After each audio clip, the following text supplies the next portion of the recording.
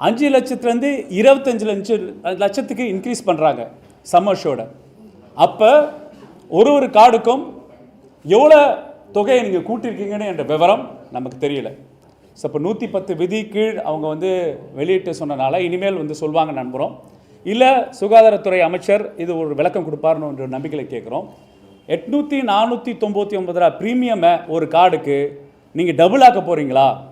அதாவது 1500 ரூபாக அரசாங்கம் அந்த கார்டுக்கு பே பண்ணாதான் நீங்கள் 25 லட்சம் இலக்கை ரீச் பண்ண முடியும். சம்மர்ஷன் ரீச் பண்ணுறதுக்கான ப்ரீமியம் தொகை நீங்கள் வந்து வெளிப்படையாக சொல்லணுன்றேன்.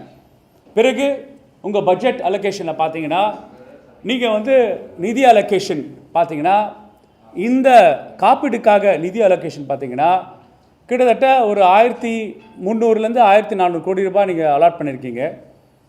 ஆனால் இப்போ 5 லட்சத்துலேருந்து 25 லட்சம் ரூபாய் சம்மர்ஷன் இன்க்ரீஸ் பண்ணுறனால அந்த மருத்துவ காப்பீடு நிறுவனத்துக்கு நம்ம கொடுக்க வேண்டிய தொகை கிட்டத்தட்ட 4000 கோடி ரூபாய்க்கு நீங்கள் அலாட்மெண்ட் பண்ணாதான் நீங்கள் சொன்ன அந்த 25 லட்சம் ப்ரீமியம் அஷோர்டை வந்து சாட்டிஸ்ஃபை பண்ண முடியும்.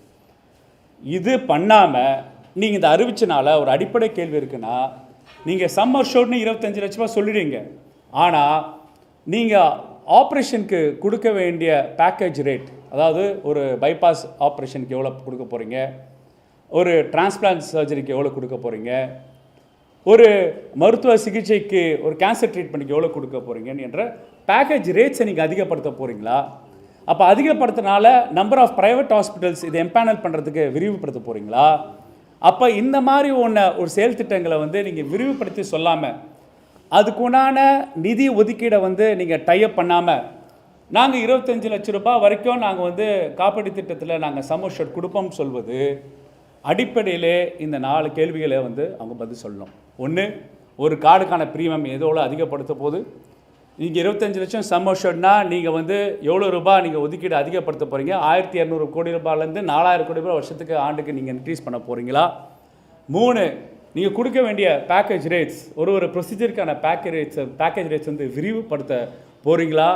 இல்லை number of private hospitals empanel பண்ண போகிற அதிகரிக்க போகிறீங்களா? இந்த 4 குறிக்கோளை எட்டாமல் நீங்கள் அந்த 25 லட்சம் ரூபாய் ஒரு கார்டுக்கு நாங்கள் வந்து வாயளவில் அறிவிப்பாக இருந்தால் அது செயல் திட்டத்துக்கு ஏகுவாக இருக்கிறதா? இல்லை ஆஸ் யூஷுவல் இது வந்து ஒரு நெரேட்டிவ் பில்டிங்காக ஒரு விளம்பரத்துக்காக 110 அறிவிப்பு கொடுக்க போகிறீங்களான்னு என்ற ஒரு அடிப்படையான கேள்வியை வந்து நான் கேட்குறோம். செய்திகளை உடனுக்குடன் தெரிந்து கொள்ள கீழ்கண்ட கேபிள் மற்றும் டிடிஹெச் நெட்வொர்க்குகளில் எம்நாடு செய்தி தொலைக்காட்சியை காணுங்கள். பாதகம் செய்பவரை கண்டால் நாம் பயம் கொள்ளலாகாது பாப்பா. மோதி மிதித்து விடு பாப்பா, அவர் முகத்தில் உமிழ்ந்து விடு பாப்பா. அண்மை செய்திகளை உடனுக்குடன் தெரிந்து கொள்ள இணைந்திருங்கள் எம்நாடு தொலைக்காட்சியுடன்.